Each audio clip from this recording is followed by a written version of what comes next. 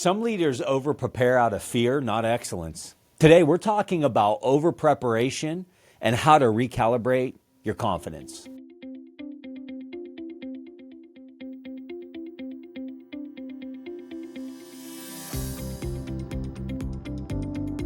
This is the Champion Forum podcast with Jeff Hancher, the forum for leaders, champions, and dreamers.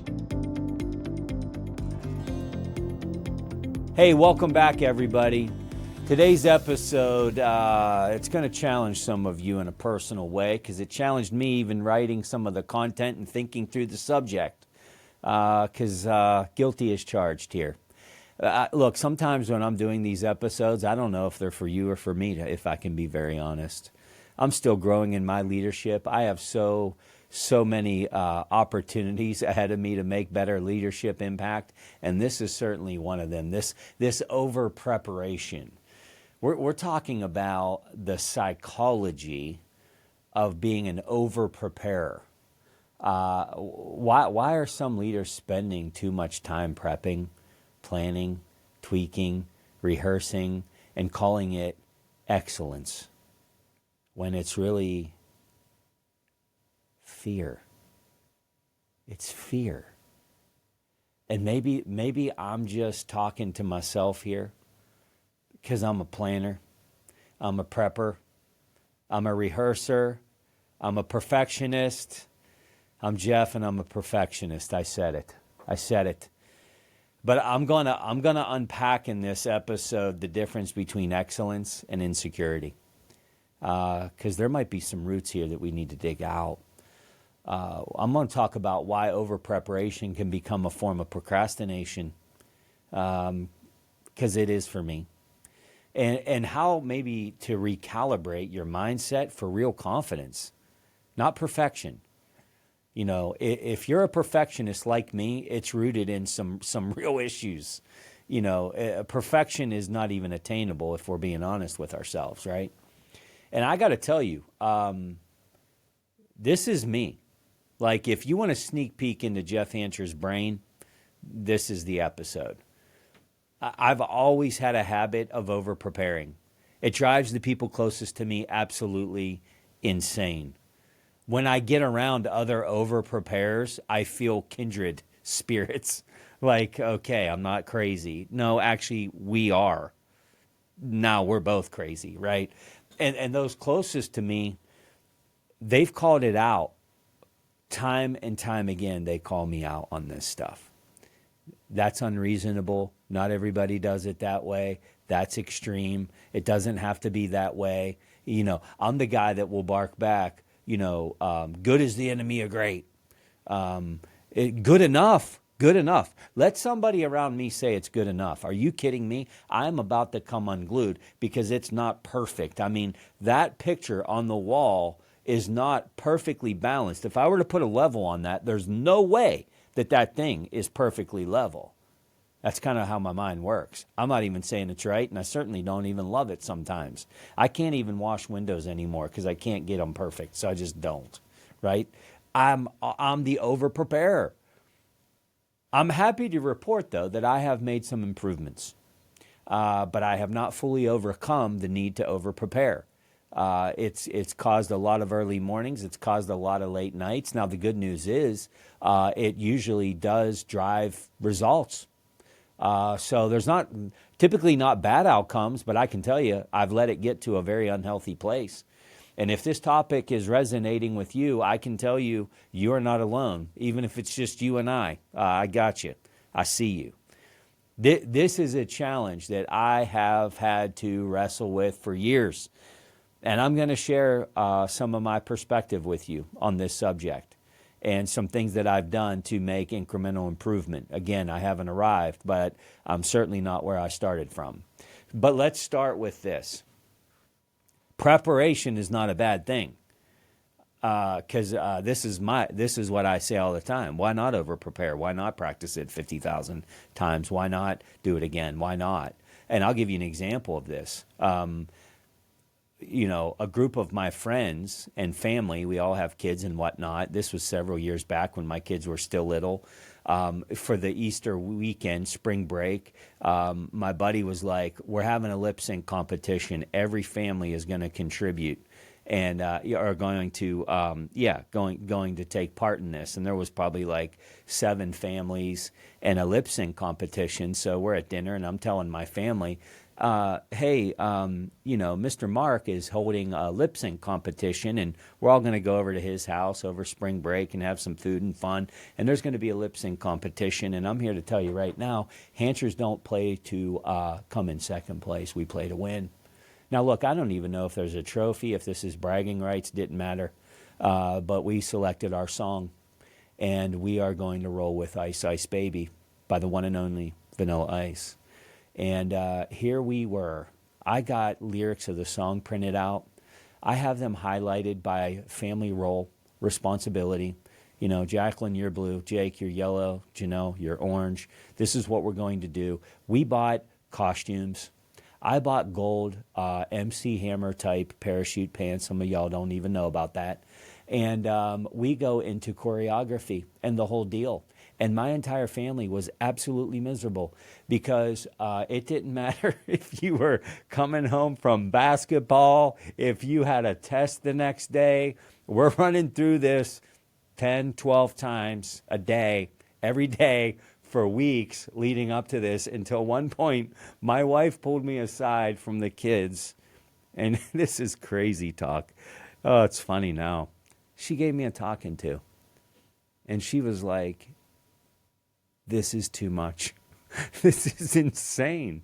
We're just going to this lip sync competition to have fun. And I'm like, I don't see it that way. I mean, if we're doing this thing, we're winning. Is this anybody else? Can somebody please message me and tell me I'm not alone? Am I the only one? But that's crazy talk, right? So I'm giving you a dose of like, I feel you, okay? But I'm not here to say prep is bad. In fact, it's truth. All great leaders prepare. They do. They think ahead, they anticipate, they refine. But when preparation becomes excessive, exhausting, and all-consuming, like trying to win a lip sync competition with Ice Ice Baby, everybody was miserable. Nobody was having a good time. It was horrible, horrible. It stops being a strategy, and it starts being a shield. That's what's happening here. That's how this over-prep becomes unhealthy. And here's the truth. Most people won't admit it. They will not admit it. I won't. Some leaders over-prepare not because they want to win, not because they want to excel, not because they want to advance, but it's because they're afraid to fail. Failure? Oh my, are you kidding me? Failure? Not on my watch. If I have to stay up for 48 hours straight, I will. What? Over-preparation becomes a form of control, which is exactly what I was doing to my family. It's a defense mechanism. It's a way to avoid being, quote unquote, exposed, a strategy to prevent embarrassment. At that point, it's not even about the work. It's about managing anxiety. And here's the irony. The more you over-prepare, the less flexible you become. It's true. You become so scripted, so obsessed with doing it perfectly that you lose your instinct. You lose the gut feeling. You lose all of the years of preparation and work and everything. And they literally go straight out the window because you're becoming robotic, and your instincts are gone. You lose your instincts, you lose your presence because you become so obsessed with doing it perfectly. You're in the room. You're there, but you're not really there. Am I hitting anybody here today? Is this speaking to somebody today? So what's underneath? What's underneath the need to over-prepare? Here's what I will tell you. I believe are common drivers of this. One is a fear of judgment. You're afraid of being exposed. So you just try to bulletproof everything. Because if I bulletproof everything, I'm not going to ever be judged because I'm not going to give anybody a reason to judge me. The classic imposter syndrome is another reason this happens. you secretly think you're not qualified. So you overcompensate with excessive work. I'll give you another example since I'm being authentic and vulnerable today. A few weeks back, I was invited to go to John Maxwell's headquarters and do a live podcast interview. What? Me? The kid that grew up in Burbia, no college education, grew up in poverty. I'm sitting in the parking lot of John Maxwell's headquarters getting ready to go into his studio. The night before, I'm in a hotel literally across the street. I can almost see his office, and I'm just staring at it. I'm staring at it. I stayed up until probably 2:45 in the morning, rehearsing content that I've been ingesting for decades and spent a better part of the last year of my life writing a book about. Preparing for what? For what? I know this content in my sleep. I could probably recite chapters of this book. Are you kidding me? I've taught this workshop I don't know how many times.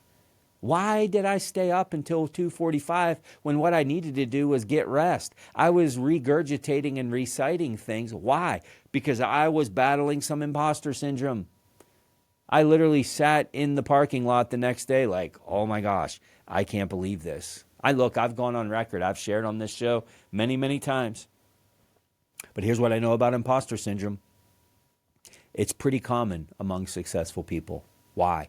Because you're going into rooms that you've never been in before. It's a good indicator. So I did what I talk about on this show. I unlocked my seatbelt, slapped my face a couple times to get the blood flowing and get me back into reality, and shut the car door, and I walked in to be my very best self. Was it the best interview that ever came through that building? Don't know. Did I show up? I absolutely did. Was I nervous? You bet. Did I feel like an imposter? Absolutely. But I did it anyway. Here's the other one, which we've already talked about it, which is perfectionism. This is when you tell yourself, it's not ready yet. It's not ready yet. A little bit more, a couple more tweaks. Truth is, you're not ready to be seen. That's what we're talking about. It's ready. It's been ready. It's been ready for hours. This thing's been ready for days. You kidding me? You're not ready to be seen. That's what's going on with perfectionism. Or there could be this performance addiction, I call it. You know what I'm talking about? You measure your worth by your performance. So every task becomes a test. If that hits home, you're not alone. I've been there. I have to perform. And look, that's rooted in validation, self-worth, these kind of things. But I have a truth to tell you that will help you shift your mindset. Excellence is doing your best. Perfection is fearing it's never enough. Excellence is doing your best. Perfection is fearing it's never enough. So how do we recalibrate? What do? How do we stop hiding behind this preparation and start leading with presence? I'm going to give you 4 mindset shifts that I'm confident will help you break through. 1, know when it's good enough. Create a personal standard that defines done. And do this ahead of time, because if you're listening to this and this is you, it's never done. It's never going to be good enough. It's just not. Ahead of time, define the standard of what done is. What is the definition?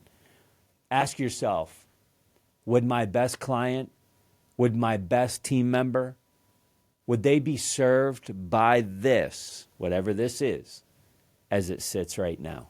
If the answer is yes, stop tweaking and start delivering. The second thing is to practice with purpose, not paranoia. With purpose. Preparation should build clarity, not anxiety. If your preparation is building anxiety, you're not practicing with purpose. Don't rehearse your way into becoming robotic and rigid, right? Guilty as charged. Instead, prepare enough to feel confident and trust yourself to adapt in the moment. My wife coaches me on this all the time. You know how many keynotes that I have done? Do you know how many rooms I've stood in front of and trained? Dozens and dozens and dozens, and every single time the night before, the morning of, I'm blah, da, da, da, da, da, da. And she said, Jeff, she says this all the time, Jeff, you could literally go up there with no preparation and do better than most people. This is your gift. You've been doing this for decades. This is your passion. This is your heart. You know, sometimes we need that cheerleader to remind us, right? But here's the thing too, is that you have to expect some imperfections. I know that's a big pill to swallow for some of us. Even your best effort is not going to be flawless. It's just not. That's not failure. Can I just tell you, somebody needs to hear that.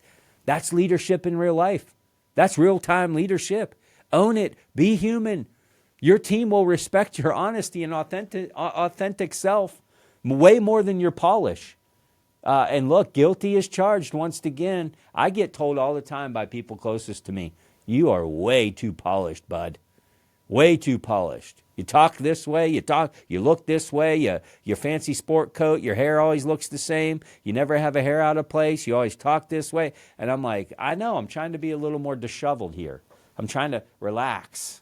You know, I'm trying to get in, a little more comfort. It feels nice. Kind of feels nice. But I'll tell you this, you need to redefine maybe what confidence looks like. Confidence is not, I've got every detail covered. I got it.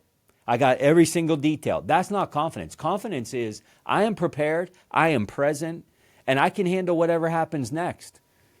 I recover well. I'm mobile. Confidence isn't over control. It's trusting in yourself. Trusting in all the battles that you've won up to this point. It's an important truth to grasp, but there is a cost of over-preparation. Let's talk about what you lose when you over-prepare. You lose time. Time that you could spend mentoring, selling, innovating. You lose energy, all the energy spent polishing things that didn't need polished. You lose trust because your team sees all of your anxiety and they start mirroring this anxiety. Over-preparation creates tension, not trust. And over time, it creates a culture where people wait to speak until they're perfect themselves. That's not the culture we need as leaders. That means a whole lot of brilliance stays silent. So here's my challenge to you this week. Audit your prep. Audit your process. Where are you adding value? And where are you adding fear? Ask yourself this question. Am I preparing because I care? Or am I over-preparing because I'm scared? And then do the brave thing.